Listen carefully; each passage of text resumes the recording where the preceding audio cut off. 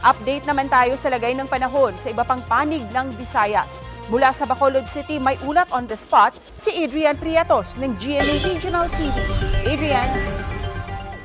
Yes, Cecil, mga kapuso, wala mang direktang epekto ang tropical storm Krising dito sa amin sa Bacolod City, subalit ramdam pa rin ang malakas na hangin sa coastal areas at communities. Sa probinsya ng Antique naman, mga kapuso, unti-unti nang humuhupang baha pero apektado pa rin ang 13 sa 18 bayan doon. Mga kapuso, umabot sa mahigit 3,300 na pamilya o mahigit 12,000 na individual apektado ng pagbaha at landslide bunsod ng malakas na pag-ulan. Mga kapuso, 2 taong patuloy na pinaghahanap sa bayan ng Sebaste matapos umanong tangayin ng malakas na tubig sa ilog. Nagsagawa na ang LGU at DPWH ng clearing operation sa mga kalsadang hindi madaanan.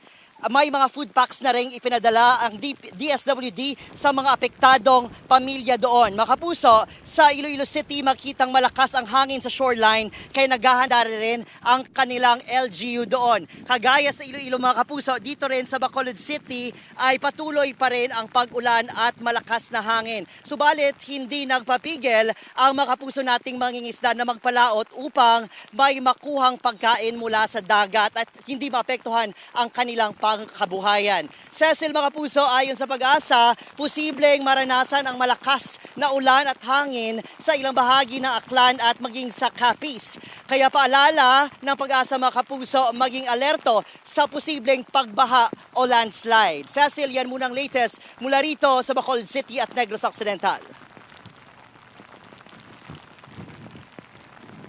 Maraming salamat, Adrian Prietos ng GMA Regional TV.